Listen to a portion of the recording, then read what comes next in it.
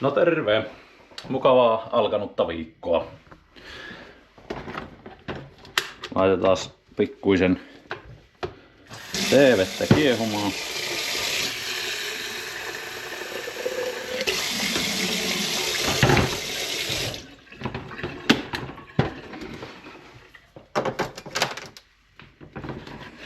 Sehän lähti valmiiksi jo rullailemaan.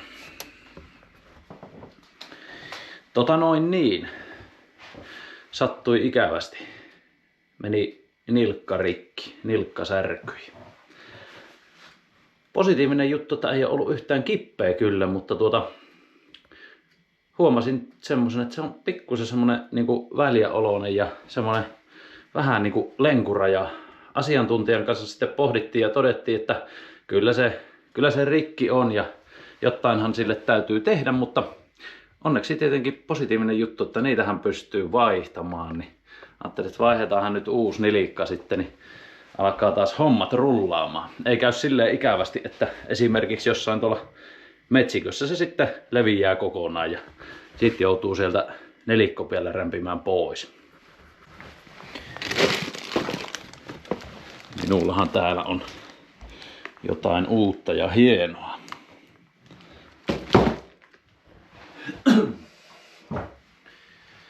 Jees. Ensiksi sehän lähtee siitä, että heitetään housut pois. Housut pois.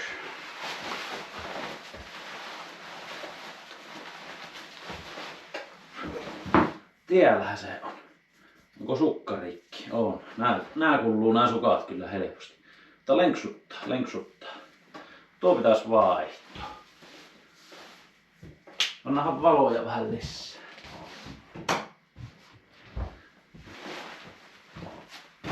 No.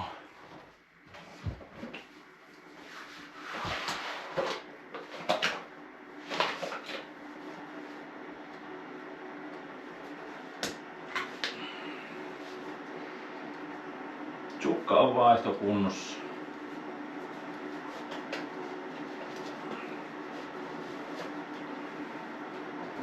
Eli homman nimi on semmonen, että tää niinku, miten päin me saisi sen näkyy. Lenksuttaa. Laitetaan auki tämä ja katsotaan mitä se on syö. Mulla on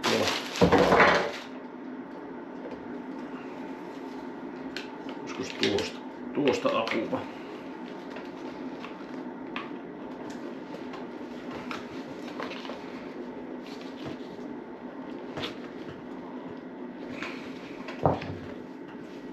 Tää on paras ihan. Noin. Lähtihän se.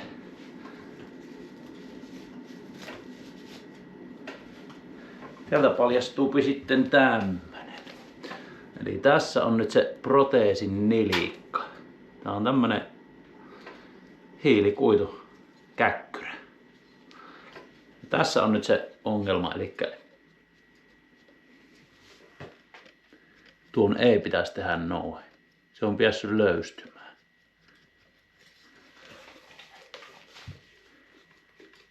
Joku siellä on vähän niinku pettänyt ja mistä yritin joissakin malleissa on tässä semmoset pultit, millä pystyy vähän kiristämään, mutta tässä ei nyt semmosia on, nuo kumitulpatkin liimattu tuohon, niin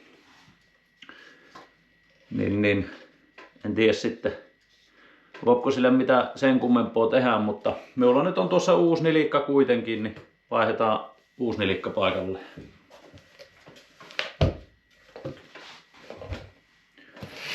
Jos sehän paljastuu täältä. Tattadaa.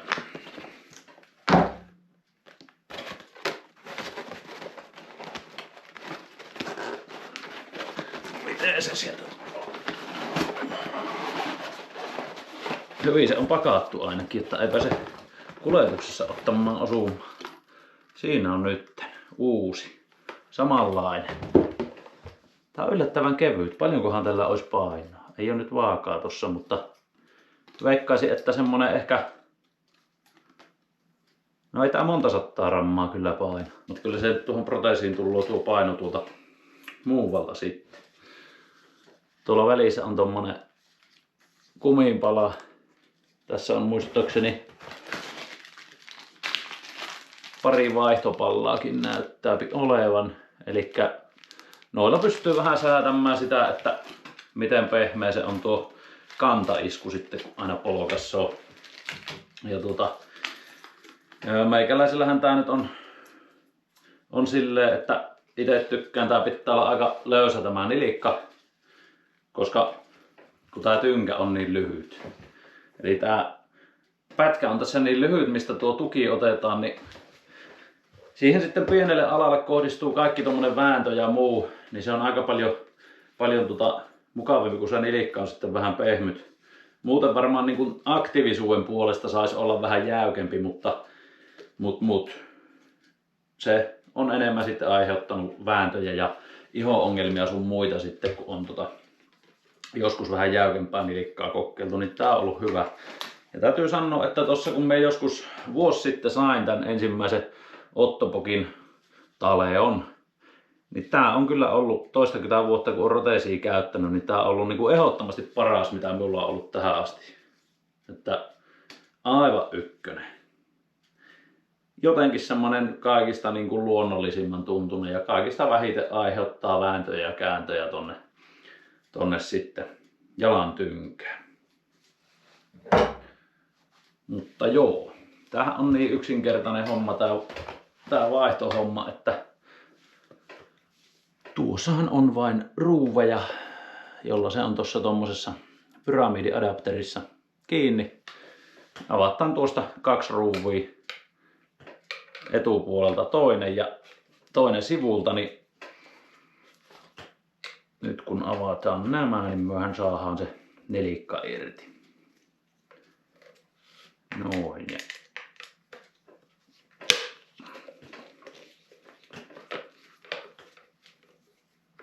siellä on aavistuksen kierrelukitetta välissä, että eivät pyöri hyvin herkkää itsestään auki. Eli tää on ihan samanlainen. Tommonen pyramidiadapteri on tuossa. Ja nyt kun avataan nämä 2 ruuvia, niin sitten taas nämä 2 toisen sivun ja tuo takaruuvi. Pitää ne säädöt kohdillaan. Ei tarvitse käydä sitten uudestaan hakemaan säätöjä tuohon nilikkaan, että niin kuin kulmat säilyy oikeana.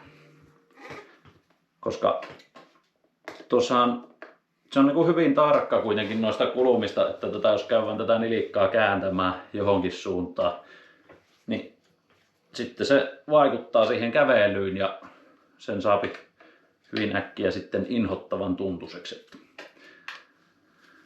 Siinä on niinku tämmöisessä yleishommassa kun yleiskäytössä tällä proteesilla, niin omat säätönsä ja tietenkin sitten hiihtohommia on omat säätönsä ja juoksuproteesiin on omat säätönsä ja näin. Me just katoin että tää se muuten taitaa olla tuo keskijäykkynen tää kuminpala, niin me se vaihan vielä tämän tuohon löysimpään.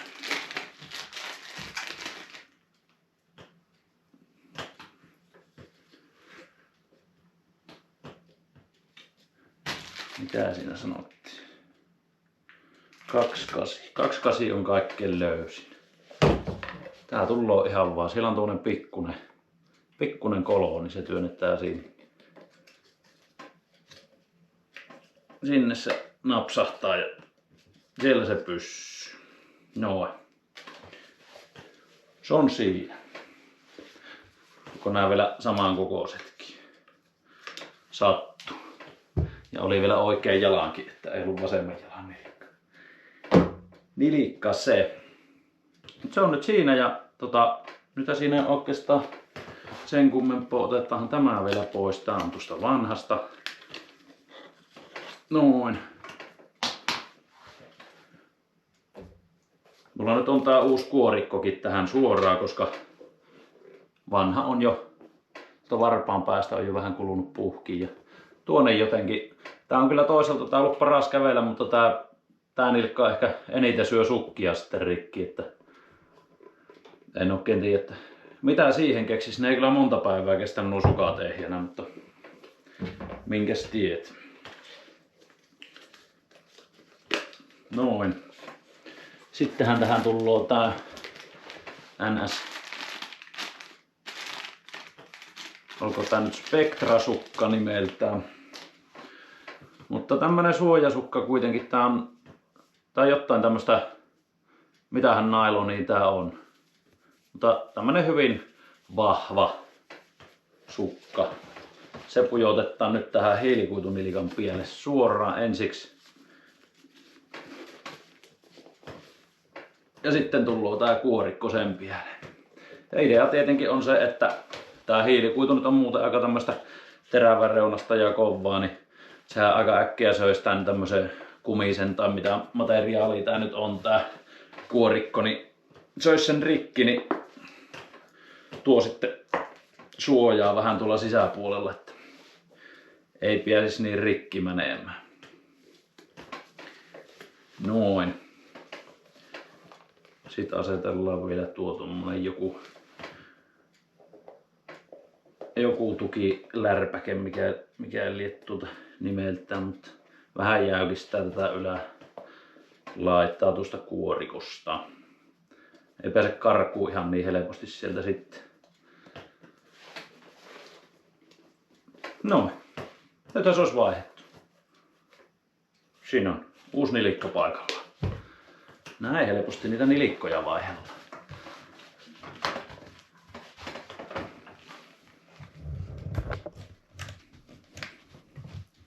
Se on siinä. Homma toimii taas. Tuntuupi suunnilleen nyt samalta. Kaikki kulmat ja tämmöiset pitäisi olla ihan oikein. Tänään oli muuten paisto aurinko, tuossa oli tosi nätti päivä. En kerennyt hirveästi olla ulkona, niin pikkuisen harmittaa. Ajattelin, että lähden nyt tässä välissä ennen kuin alan taas ruutuun tuijottamaan, niin pienen juoksulenkin tempasemaan. Mutta ihan ensiksi otan teetä.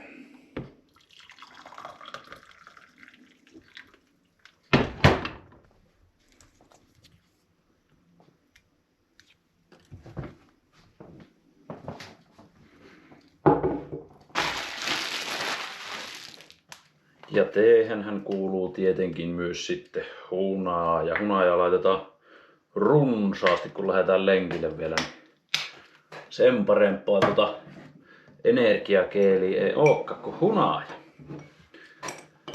Joten kannattaa oikeasti kokeilla, jos vaikka salilla tai lenkillä, niin hunaja toimii. Ja itse käytän niinku just, no sitähän mä oon sanonutkin monesti mehtätöissäni juomana, niin pistä yleensä sen teelipuu siihen juomapulloon ja sitten hunajaa sinne runsaasti ja ihan saata joskus laittaa pikkusen suolaa, niin ai että toimii hyvin.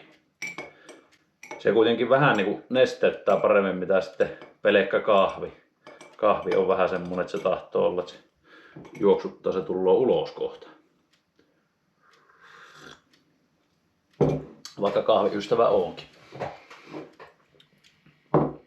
No mutta nyt on uusi nilikka paikallaan. Toivotaan, että olisi vähän kestävämpi. Tää on nimittäin nyt jo 3. tätä mallia. Eli vaikka tää on ollut paras nilikka kävellä ja mennä, niin tää on ollut kyllä ehkä kestävyydeltään sitten kaikista heikoin.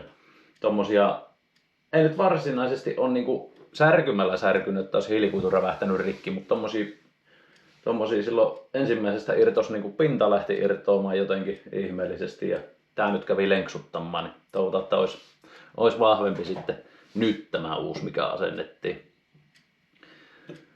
Mutta joo, oikeastaan proteesiaiheisia kysymyksiä on jonkun verran tullut, Instagramissa tulee ja muuten, niin no semmonen nyt tuli mieleen, sitä kysytään jonkun verran, että joutuuko nuo proteesit itse maksamaan, niin ei joudu Suomessa kukaan. Minulla ne korvaa vakuutusyhtiö, kun on työtapaturmasta kyse, ja sitten ne, kenellä ei ole vakuutusta, eli on vaikka synnynnäinen vamma, tai sitten on joku tapaturma sattunut ja jostain syystä ei ole sitten ollut vakuutusta tai muusta syystä vakuutus ei korvaa, niin sitten se on, en ole ihan varma. Silloin kun mulla meni tuo jalka 2011, niin silloin se vielä oli, että niille sen korvas kotikunta, muistaakseni nuo proteesit, mutta en ole nyt varma, kun on tullut näitä kaiken maailman hyvinvointialueita ja muita, että onko se siirtynyt sitten sellaisille ja näin. Mutta joka tapauksessa niin sieltä oman sairaanhoitopiirin kautta mennään apuvälineyksikköön ja sieltä sitten anotaan. Muutama vuosi sitten tuli se sama juttu, niin kuin minullekin, vaikka vakuutusyhtiö korvaakin ne, niin minä nykyisin joudun menemään sinne oman sairaanhoitopiirin, vai mikä tämä nyt on, niin apuvälineyksikkö ottamaan yhteyden, ja jos niin kuin joku isompi muutos pitää proteesiin tehdä, niin sitten vaan sinne ja lääkärille näyttämään, ja lääkäri tekee sitten siitä päätöksen, että saatko uutta, ja jos saat, niin sitten hyö laskuttaa taas vakuutusyhtiöltä ne. Sille se homma toimii. Alun perin systeemi oli se, että ihan menin suoraan proteesipajalle ja proteesipajalla kahtovat ja tekivät sitten maksusitoumuspyyntöä vakuutusyhtiöön ja vakuutusyhtiö korvasi suoraan sinne proteesipajalle ne. Mutta sen verran on homma sitten siinä muuttunut. Niin. No oikeastaan pistäkää kommenttikenttään, jos nyt mitä proteesiaiheista kysymystä tulee, on mielen päällä, niin katsotaan, osaanko vastata. Mehän nyt on talsinut tällä proteesilla tosiaan 2011 vuodesta, eli toistakymmentä vuotta jo pitkälti, niin silleen alkaa olla aika tuttua puuhaa ja sujuu tämän kanssa. Ja oikeastaan viime aikoina, viime vuosina nyt on ollut silleen ihan kivasti, että ei ole mitään ei niin kuin jatkuvasti ole tarvinnut jotain muutoksia tuohon holkkiin tai näin. Alussahan se oli hirmusta, kun se tynkä muovautui, niin sitten sitä piti muotoilla ja aina paino tai puristi jostain. Niin nykyisin on silleen aika hyvä tilanne sen suhteen. Jees. Eipä siinä. Siinä nyt on taas vähän proteesia esitelty. Esittelisinkö vielä, näytänkö vielä sen juoksujalan, kohta lähden nimittäin lenkin pyyhkäisemään ja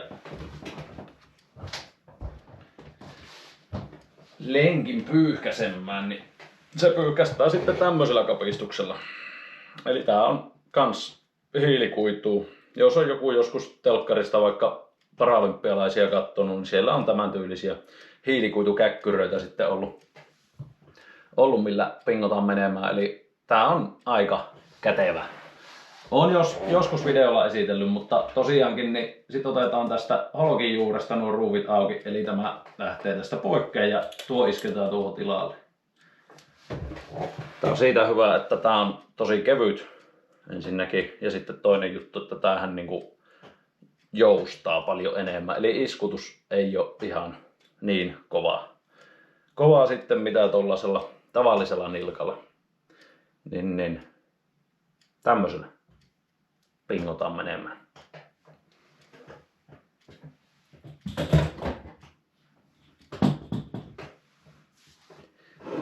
Jees. Eipä siinä sen kummempaa. Kiitoksia taas videon katselusta ja pistäkähän peukkua, jos tykkäsitte. Ja proteesiaiheisia kysymyksiä ja tietysti jos mitään muuta on mielen päällä, niin ei kun sinne kommenttikenttään. Niin, ja kanavaakin saa laittaa tilaukseen. Palataanhan seuraavalla videolla. Ei kun morjes.